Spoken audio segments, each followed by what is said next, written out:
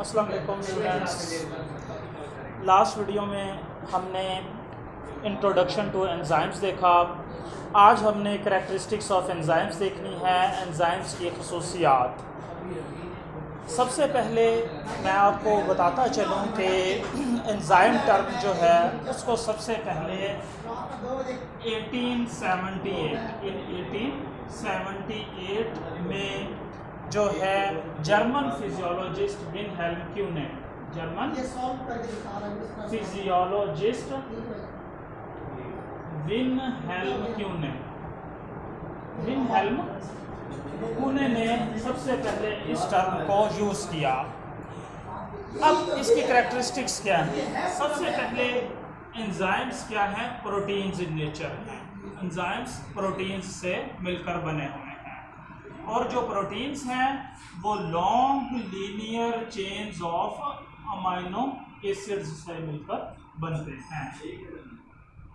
Long linear chains of amino acids की लंबी chains मिलती हैं तो वो प्रोटीन्स बना देती हैं और एंजाइम्स भी क्या है? दरअसल प्रोटीन हैं। उसके बाद एंजाइम्स जो हैं रिएक्शन को फास्ट करवा देते हैं। मिलियन ऑफ टाइम्स रिएक्शन को लाखों गुना तेज कर देते हैं। दो रिएक्शन हैं, एक रिएक्शन ऐसा है जिसमें एंजाइम यूज़ हो रहे हैं और दूसरा रिएक्शन ऐसा है जिसमें कोई एंजाइम यूज़ नहीं हो रहा। तो जिस रिएक्शन में एंजाइम यूज़ हो रहा है वो लाखों गुना तेज़ होगा उस रिएक्शन से जिसमें एंजाइम यूज़ नहीं हो रहा। उसके बाद एंजाइम की एक करैक्टर है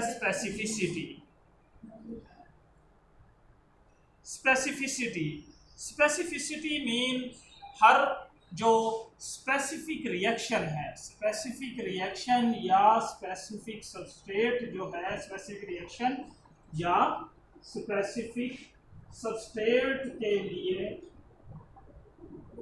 स्पेसिफिक एंजाइम होता है। हर खास रिएक्शन, हर खास सबस्ट्रेट के लिए खास एंजाइम होता है। फिर उसके बाद एंजाइम्स जो हैं वो इनकंज्यूमेबल हैं। एंजाइम जो हैं इनकंज्यूमेबल हैं, यानी रिएक्शन के दौरान ये यूज़ नहीं होते। यानी इसका मतलब ये है कि रिएक्शन से पहले, रिएक्शन के दरमियान और रिएक्शन के बाद एंजाइम का जो स्ट्रक्चर है उसमें कोई चेंज नहीं आता, ना स्ट्रक्चर में ना उसकी शेप में। उसके बाद एक्टिव साइट, पूरा एंजाइम जो है वो रिएक्शन में रोल प्ले नहीं करता, बल्कि उसका स्मॉल पोर्शन, छोटा सा हिस्सा जो है वो रिएक्शन में हिस्सा लेता है और सबस्ट्रेट के साथ अटैच होता है। एंजाइम के उस पार्ट को जो सबस्ट्रेट के साथ अटैच होगा उसे हम एक्टिव साइट कहते हैं।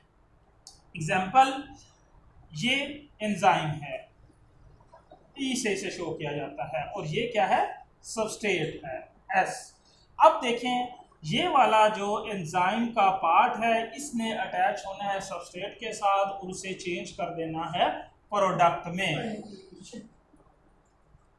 ये एक्टिव साइट ही दरअसल सबस्ट्रेट की पहचान करती है और एंजाइम के साथ अटैच हो, उसके साथ सबस्ट्रेट के साथ अटैच होकर उसे प्रोडक्ट में कन्वर्ट कर देती है। इसके अलावा एंजाइम रेगुलेशन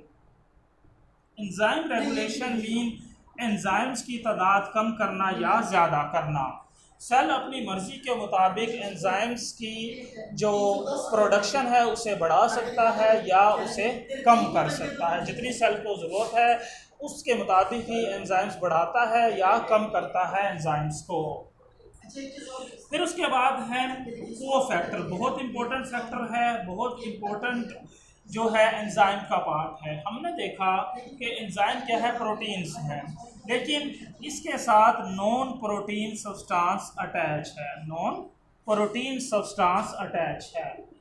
ये जो नॉन प्रोटीन सब्सटेंस है इसे कोफैक्टर्स कहा जाता है। कोफैक्टर्स फिर आगे दो तरह के हैं, इनऑर्गेनिक और ऑर्गेनिक कोफैक्टर्स। अब ऑर्गेनिक कोफैक्टर्स की भी दो टाइप्स हैं। एक को प्रोस्थेटिक ग्रुप्स कहा जाता है और दूसरे को कोएंजाइम कहते हैं। प्रोस्थेटिक ग्रुप टाइटली बाउंड है, किसके साथ? एंजाइम्स के साथ, tightly bound to enzyme. Prosthetic group ऐसा ऑर्गेनिक कोफैक्टर है जो मजबूती के साथ अटैच है एंजाइम के साथ। दूसरा कोफैक्टर कोएंजाइम प्रोस्थेटिक ग्रुप का बिल्कुल उल्ट, ऐसा कोफैक्टर ऑर्गेनिक कोफैक्टर जो लूजली अटैच हो एंजाइम के साथ, उसे हम कोएंजाइम्स कहते हैं। प्रोस्थेटिक ग्रुप्स की एग्जांपल्स में जिंक के जो जिंक आयन है, आयरन या कॉपर वगैरह के जो आयन्स हैं, ये कोफैक्टर्स के तौर पर काम करते हैं। जबकि कोएंजाइम्स में इंपॉर्टेंट विटामिन्स, जिसमें राइबोफ्लाविन है, थायामीन है, फोलिक एसिड है, कोफैक्टर्स के तौर पर वो एक्ट करते हैं। अब लास्ट जो है मेटाबॉलिक पाथवेज। एंजाइम्स जो है मेटाबॉलिक पाथवेज के तौर पर काम करते हैं। मिसाल के तौर पर 5 एंजाइम्स हैं, डायरेक्ट मैं एग्जांपल दे के ही आपको समझा रहा हूँ कि 5 एंजाइम हैं एक रिएक्शन के लिए। अब एंजाइम 1 जो है वो सबस्ट्रेट के साथ अटैच हुआ और उसे प्रोडक्ट में कन्वर्ट कर दिया। उसके बाद इस प्रोडक्ट को एंजाइम 2 जो है सबस्ट्रेट के तौर पर कंसिडर करेगा और इसके साथ अटैच होगा और रिएक्शन करेगा। इस तरह ये जो एंजाइम 2 है, अब इस सबस्ट्रेट को या प्रोडक्ट को वो तीसरे एंजाइम, चौथे एंजाइम, 5th एंजाइम, अगर हम एंजाइम की जो अमाउंट है वो अनलिमिटेड कर दें तो एंजाइम जो है वो प्रोडक्ट्स को अगले एंजाइम्स को पास करता जाएगा। ये इम्पोर्टेंट जो है एक करैक्टरिस्टिक्स है एंजाइम का कि एंजाइम मेटाबॉलिक पाथवेज के तौर पर काम करते हैं। अब इसमें कुछ शॉर्ट क्वेश्चंस हैं, मैं वो आपको मार्क करवा देता हूँ। करैक्टरिस्टिक्स ऑफ एंजाइम्स की हेडिंग दी हुई है। इसमें एक शॉर्ट क्वेश्चन ये बनेगा कि इन 1878 में जर्मन फिजियोलॉजिस्ट विल्हेल्म कोने ने फर्स्ट टाइम एंजाइम की टर्म को यूज़ किया। उसके बाद जो नेक्स्ट पेज पर हम आ जाएं, पेज नंबर 109 पर, इसमें पेज नंबर 109 की जो 4th करैक्टर है, Some enzymes do not need any additional component to work, however other require non-protein molecules or ions are called cofactors। यहाँ तक डेफिनेशन बनेगी कोफैक्टर्स की। अब आगे कोफैक्टर्स जो हैं वो 2 तरह के हैं, इनऑर्गेनिक और ऑर्गेनिक। थर्ड लाइन के लास्ट से रीड कर रहा हूँ। If organic cofactor are tightly bound to enzyme they are called prosthetic group. अगर ऑर्गेनिक कोफैक्टर प्रोस्थेटिक ग्रुप के साथ टाइटली बाउंड हो तब इन्हें प्रोस्थेटिक ग्रुप कहा जाता है। If organic cofactor are loosely attached with enzyme they are called coenzymes, तब इन्हें हम कोएंजाइम्स कहते हैं। Some important vitamin e g. Riboflavin, thiamine and folic acid act as coenzymes. ये एग्जांपल हो गई है कोएंजाइम की। अब लास्ट करैक्टर है several enzymes can work together in a specific order creating metabolic pathways. In a metabolic pathway, यहाँ से लेके एंड तक जो है वो डेफिनेशन बनेगी किसकी? मेटाबॉलिक पाथवे की। बोर्ड के अंदर जो करैक्टरिस्टिक्स ऑफ एंजाइम्स है वो कंप्लीट नहीं आती, बल्कि वो 4 या 5 करैक्टर्स आती हैं, लेकिन फिर भी आपको ये सारी ही तैयार करनी पड़ेंगी क्योंकि इसमें से शॉर्ट क्वेश्चंस भी आ जाते हैं। एक्टिव साइट की जो डेफिनेशन है जो मैंने मार्क नहीं करवाई, वो सेकंड करैक्टर बनता है पेज 109 का। ये एक्टिव साइट की डेफिनेशन है, इसे भी शॉर्ट क्वेश्चंस के तौर पर तैयार कर लीजिएगा।